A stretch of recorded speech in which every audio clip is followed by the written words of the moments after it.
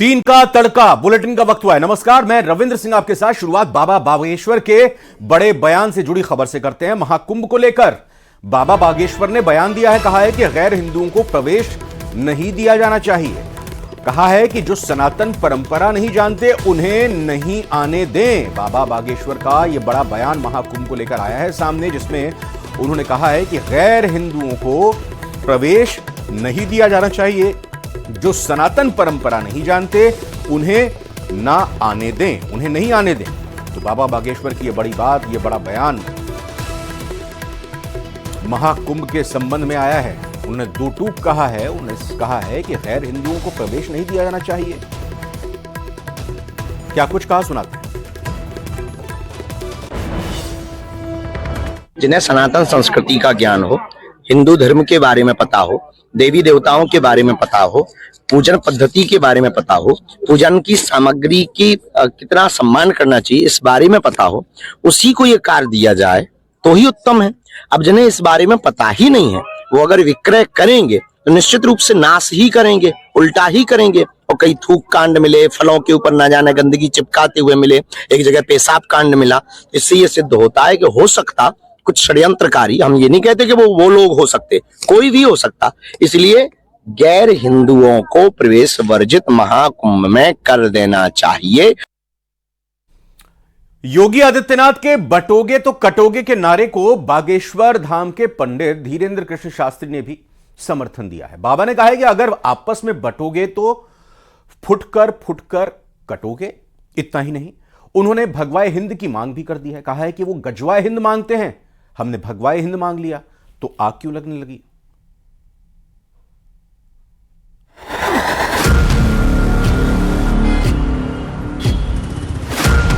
बटेंगे तो कटेंगे। यूपी के सीएम योगी आदित्यनाथ का बटेंगे तो कटेंगे का नारा इन दिनों हर जुबान पर है। कोई समर्थन में है तो कोई विरोध कर रहा है, लेकिन चर्चा हर ओर है। और बात जब हिंदू एकता की हो तो भला बाबा कैसे चुप रह सकते हैं।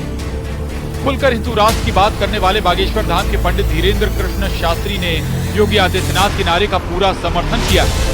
बाबा ने क्या कहा, सुनिए जरा। बिल्कुल सही है। अगर आप आपस में बटोगे तो निश्चित रूप से फुटकर फुटकर करके कटोगे।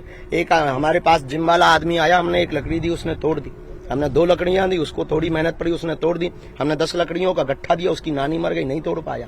यही हम हिंदुओं का हाल है। एक एक रहोगे टूट जाओगे, 1-2 रहोगे तो टूट जाओगे, लेकिन एक साथ सभी हिंदू रहेंगे, उनकी नानी आ जाएगी, वो हिंदुओं को तोड़ नहीं पाएगी। बाबा यही नहीं रुके, बटेंगे तो कटेंगे का संदेश देते हुए उन्होंने भगवाए हिंद की मांग भी कर दी।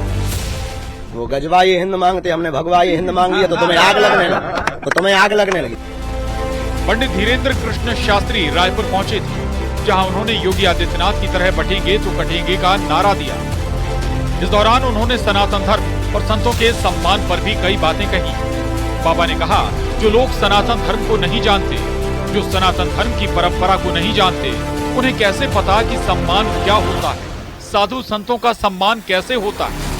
तो एकदम सही है। ये इसलिए किया गया है कि देखिए, अगर गैर सनातनी जो सनातन परंपरा को नहीं जानते, जो वहाँ की विचारधारा को नहीं समझते, देवी देवताओं की महत्ता को नहीं जानते, संतों की महिमा को नहीं जानते, वो संतों का क्या खाक सम्मान करेंगे। उससे द्वंद्व ही उत्पन्न होगा और उससे एक न एक विद्रोह ही उत्पन्न होगा। योगी आदित्यनाथ ने यूपी में एक कार्यक्रम के दौरान बटेंगे तो कटेंगे का नारा दिया था, जिसके बाद देश भर में इस नारे की चर्चा हुई। चुनाव में भी नारे का भरपूर इस्तेमाल हुआ और बीजेपी ने हरियाणा में शानदार जीत भी दर्ज की। और अब पंडित धीरेन्द्र कृष्ण शास्त्री भी बटेंगे तो कटेंगे के समर्थन में उतर आए हैं। Bureau report, news 18। दिल्ली में 2 लड़कियों पर उत्तर प्रदेश पुलिस के रिटायर्ड डीएसपी पर जानलेवा हमला करने का आरोप लगा है। यह पूरा मामला क्या है, इस रिपोर्ट में आपको दिखाते हैं।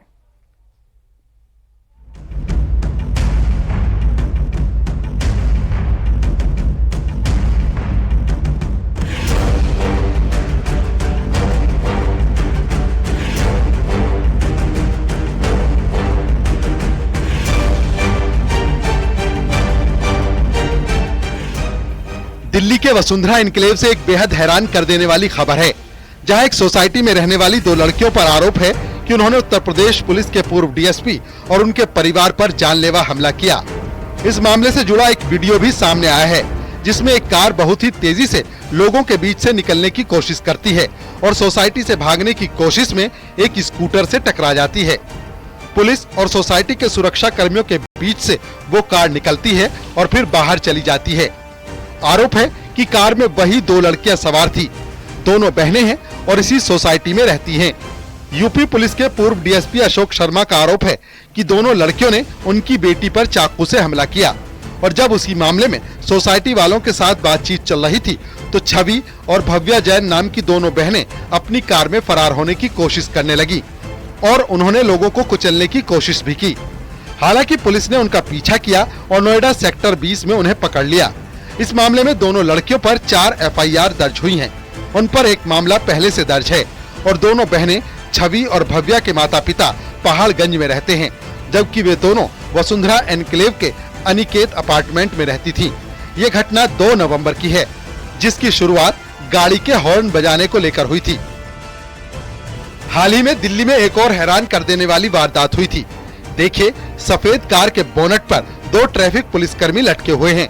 वो चालक से कार रोकने को कहते हैं, लेकिन वो नहीं माना। वो दोनों को कार से घसीटता रहा। पहले वो सड़क पर यू टर्न लेने की कोशिश करने लगा, उसके बाद वो फिर से कार को रिवर्स करता है। ट्रैफिक पुलिस के दोनों जवान भी डटे रहते हैं। इसके बाद कार चालक ने कार की स्पीड बढ़ा दी और दूसरी रोड पर स्पीड में कार दौड़ाई। इसके बाद एक जवान कार से जोर से जमीन पर गिरा।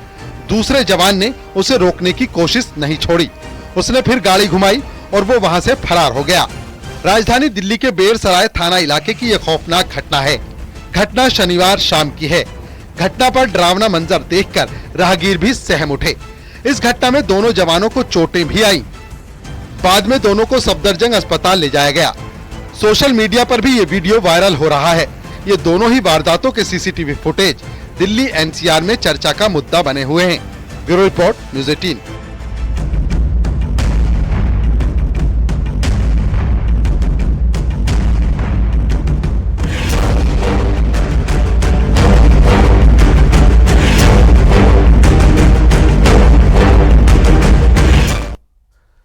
राजधानी दिल्ली में प्रदूषण का कहर जारी है। दिल्ली में प्रदूषण चरम पर पहुंच गया। यहां प्रदूषण का स्तर गंभीर श्रेणी में पहुंच चुका है। आज सुबह दिल्ली का औसत AQI 373 दर्ज किया गया है। दिल्ली के आनंद विहार में सबसे ज्यादा एयर क्वालिटी इंडेक्स 434 दर्ज किया गया है, जबकि जहांगीरपुरी में आज सुबह का AQI 414 है।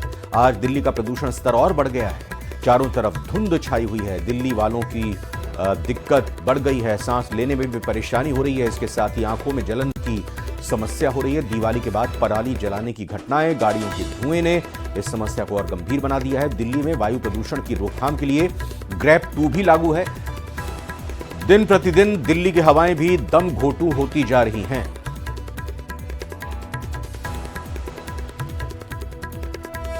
पड़ोसी मुल्क पाकिस्तान की भी बात करते हैं। भारत में जहां औसत AQI 373 है, वहीं पाकिस्तान के दूसरे सबसे बड़े शहर लाहौर के लोग बेहद जहरीली हवा में सांस ले रहे हैं। शनिवार को लाहौर का AQI 1900 तक पहुंच गया, 1900, जिसके बाद सरकारी अमले के हाथ पांव फूल गए। प्रदूषण की इतनी खतरनाक स्थिति के बीच लाहौर में कड़े प्रतिबंध लागू किए गए हैं। रविवार को तमाम प्रदूषण एजेंसियों की दुनिया की सबसे प्रदूषित शहरों की लिस्ट में लाहौर टॉप पर बना रहा।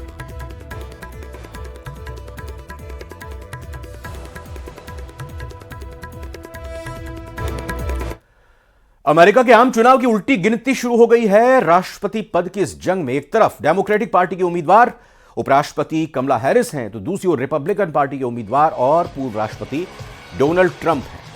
इसी बीच पूर्व अमेरिकी राष्ट्रपति और रिपब्लिकन पार्टी के राष्ट्रपति पद के उम्मीदवार डोनाल्ड ट्रंप का एक वीडियो सामने आया है। ट्रंप जॉर्जिया में अपनी रैली के समापन पर YMCA गीत पर डांस करते नजर आ रहे हैं।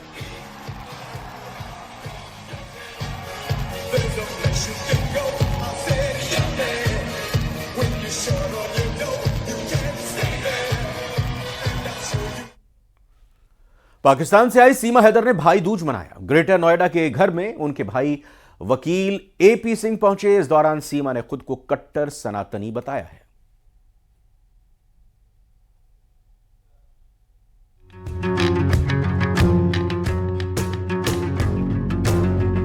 जब से सीमा हैदर पाकिस्तान से भारत आई है तभी से वो अक्सर चर्चा में रहती है।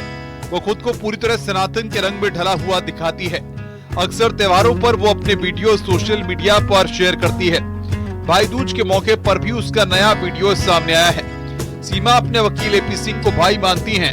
सीमा ने उन्हें रक्षाबंधन पर राखी भी बांधी थी और अब भाई दूज त्योहार भी मनाया है, जब सीमा माथे पर टीका लगाकर भाई की लंबी उम्र और खुशहाली की कामना की। भैया दूज का त्यौहार मना रही हूँ मैं आज। बहुत अच्छा लग रहा है, बहुत ही ज्यादा खूबसूरत लग रहा है। ये हमारे सनातन धर्म की खूबसूरती है, भाई बहन का प्यार है आज का त्यौहार। और मैं दूसरी बार मना रही हूँ भारत में।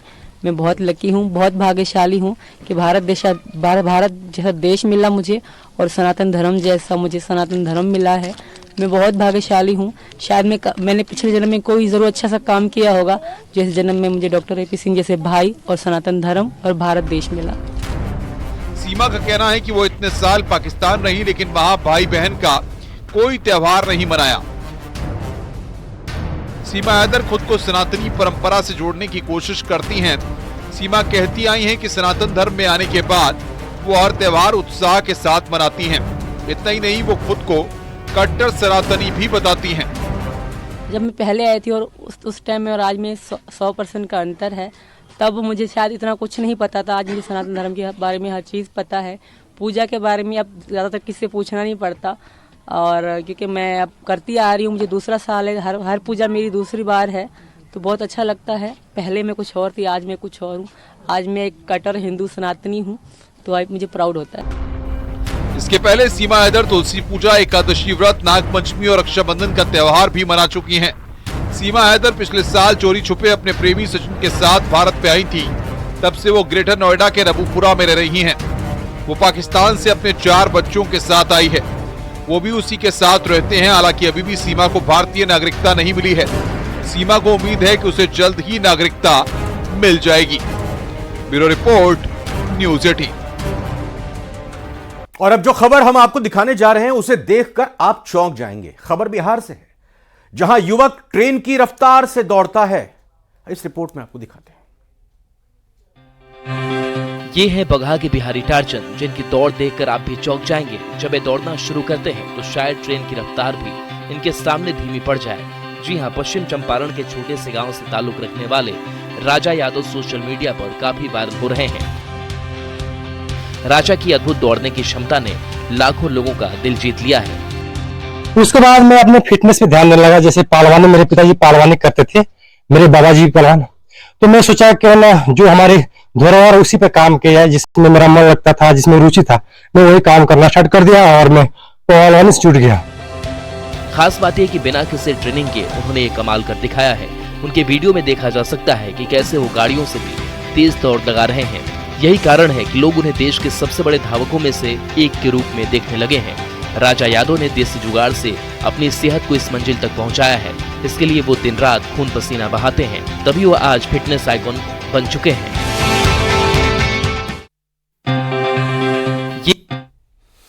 अल्मोड़ा में, उत्तराखंड के अल्मोड़ा में बड़ा सड़क हादसा हो गया। कई यात्रियों की मौत हो गई। ये हादसा कैसे हुआ, देखिए अल्मोड़ा एक्सीडेंट की इनसाइड स्टोरी।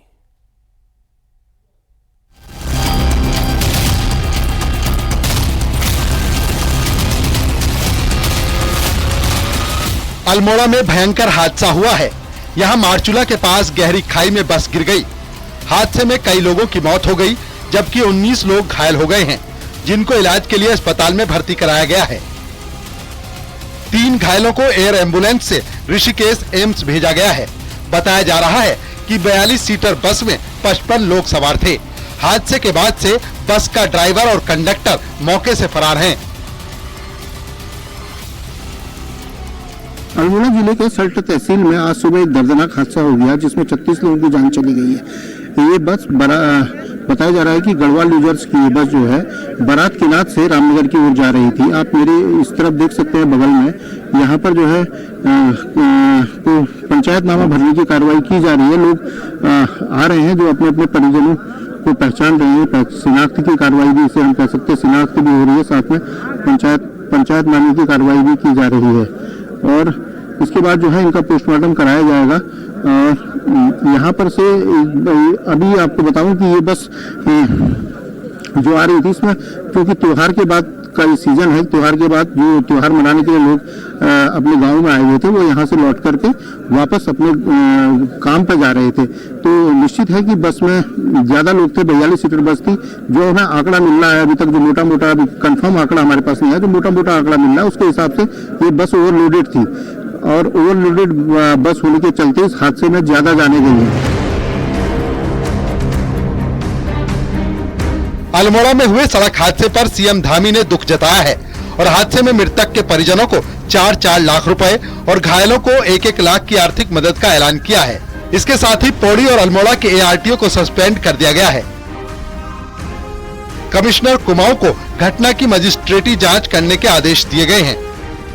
इसके साथ ही सीएम धामी ने अधिकारियों को सभी घायलों को तत्काल राहत देने के आदेश दिए हैं। सभी अधिकारियों को मौके पर पहुंचने के निर्देश दिए गए हैं। साथ ही सीएम ने कहा, लापरवाही बरतने वाले अधिकारियों पर कड़ी कार्रवाई होगी।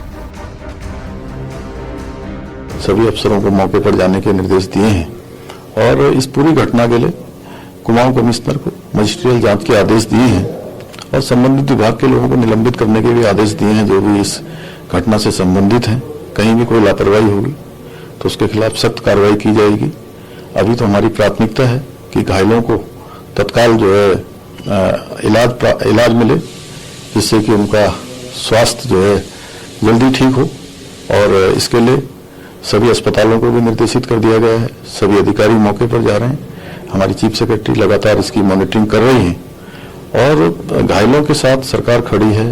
जो इस घटना में जिनकी मृत्यु हुई है उनके साथ भी, उनके परिवारजनों के साथ भी मैं भगवान से प्रार्थना करता हूं कि जो इस दुखद घटना में जिनकी मृत्यु हुई है, भगवान उनको अपने श्री चरणों में स्थान दे और उनके पारिवारिक जनों को जो आकस्मिक रूप से इतना बड़ा कष्ट आया है, इस कष्ट को सहन करने की शक्ति प्रदान करे और घायलों को जल्दी भगवान उनको उचित उपचार भी मिले और जल्दी ही वो स्वस्थ हों।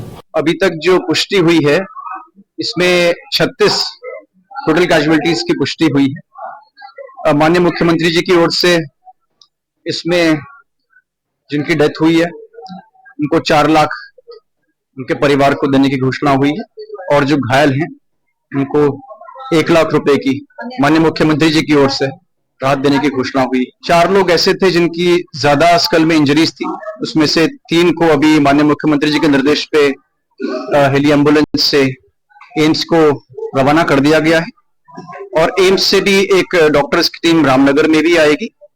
और माननीय मुख्यमंत्री जी की ओर से निर्देश है कि जिनको भी और आयर सेंटर भेजने की आवश्यकता है तो हेली इवैक्यूएशन की फैसिलिटी अवेलेबल रहेगी, उससे हम भिजवाएंगे। वहीं अल्मोड़ा में हुए दर्दनाक हादसे पर गढ़वाल सांसद अनिल बलूनी ने भी दुख जताया। सांसद बलूनी ने सोशल साइट एक्स पर लिखा, मारचूला हादसा दुर्भाग्यपूर्ण है। बलूनी ने कहा कि वो जिला प्रशासन के संपर्क में हैं और हर पल की अपडेट ले रहे हैं। हादसा कैसे हुआ, इसकी जांच जारी है। हादसे की मजिस्ट्रेट जांच के आदेश दिए गए हैं। Bureau report, news 18। Jamiat उलेमाए Hind ने वक्फ संशोधन विधेयक के खिलाफ अपना अभियान तेज कर दिया है। रविवार को दिल्ली के इंदिरा गांधी स्टेडियम में हुए संविधान बचाओ सम्मेलन में जमीयत ने वक्फ संशोधन बिल के खिलाफ 5 प्रस्ताव पारित किए। अपने प्रस्ताव में जमीयत उलेमाए हिंद ने कहा कि सरकार इस प्रस्तावित बिल को वापस ले, मुसलमान को वक्फ संशोधन बिल मंजूर नहीं है। इस दौरान जमीयत उलेमाए हिंद के मौलाना असद मदनी ने केंद्र सरकार पर कई गंभीर आरोप भी लगाए। असद मदनी ने कहा कि यह सरकार 2 बैसाखियों पर चल रही है, एक मजबूत बैसाखी चंद्रबाबू नायडू और दूसरे बिहार के नीतीश कुमार की है। असद मदनी ने कहा कि अगर वक्फ विधेयक मुसलमानों की भावनाओं को नजरअंदाज करके पारित किया गया तो इसकी जिम्मेदारी इन दोनों बैसाखियों की भी होगी।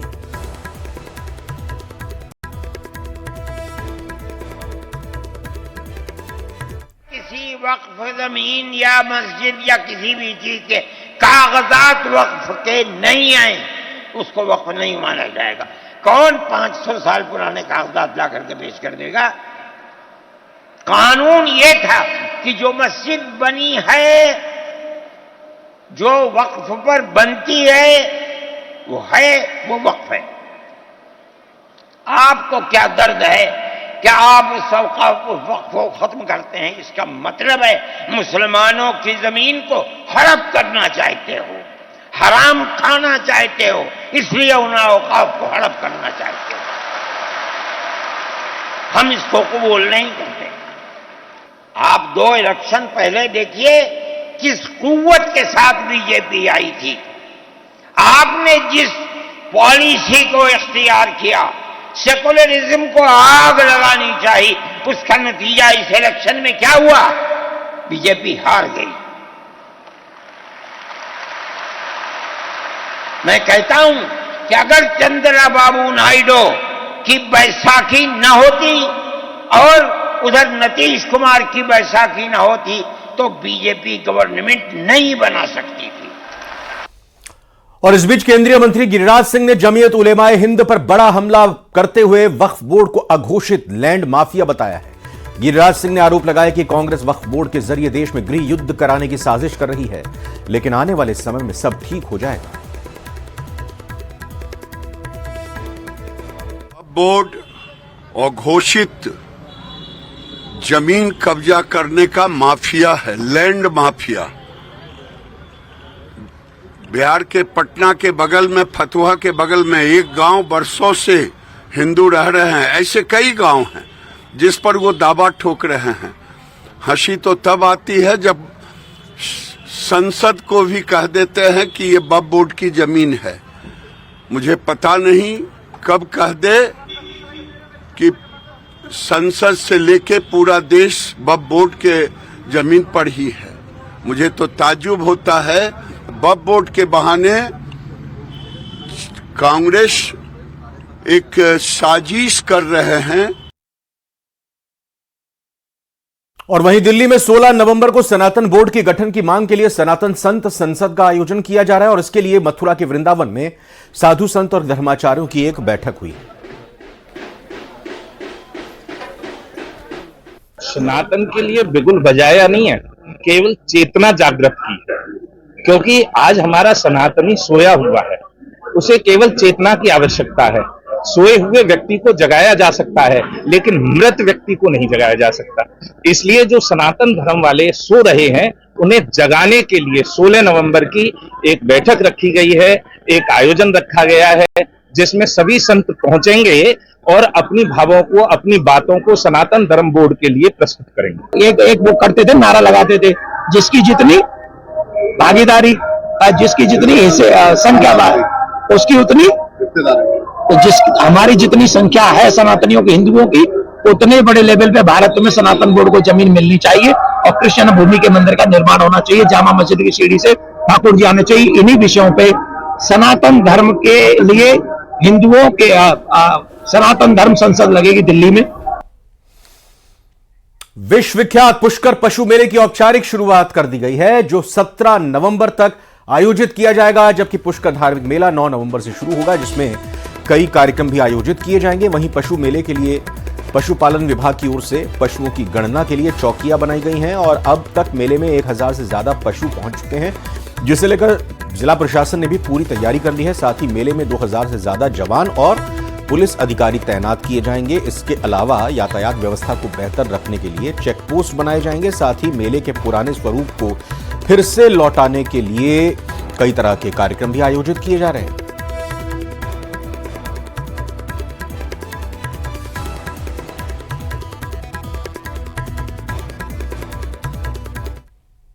पुष्कर में हर वर्ष ये जो अंतर्राष्ट्रीय स्तर का मेला आयोजित किया जाता है, जिसके बेसिकली 2 इसके डिपार्टमेंट हैं। एक तो जो पशुपालन विभाग है, वो जो पशुओं से संबंधित, जिसमें बेसिकली कैमल्स और हॉर्सेस का एक खरीद फरोख्त यहाँ पे की जाती है। देश विदेश से पर्यटक भी इसको देखने आते हैं। दूसरा जो धार्मिक मेला है, जिसमें कि एकादशी और पूर्णिमा के दिन लाखों की संख्या में श्रद्धालु स्नान करने आते हैं। तो दोनों को लेके ही हमने इसमें बिल्कुल सुरक्षाएं करी हैं। हम लगभग 2000 का जाब्ता पुलिस का, अफसरों का, जवानों का दोनों पारियों में रहेगा। पुष्कर अंतर्राष्ट्रीय पशु मेला है और पूरे इंडिया में नहीं, वर्ल्ड ओवर फेमस है और राज्य सरकार की मंशा है कि इसको और अधिक अच्छे से और अधिक भव्य तरीके से इसको इस बार हम मनाएं। उसी के अनुरूप हमने सभी विभागों के साथ लगातार हम पिछले 3 माह से इसकी तैयारियां की समीक्षा हर वीक कर रहे हैं और सभी विभागों ने अपने जो कार्य हैं वो पूर्ण कर लिए हैं। 3 का तड़का बुलेटिन में फिलहाल अभी इतना ही। आप बन रही है प्रदेश के नंबर 1 न्यूज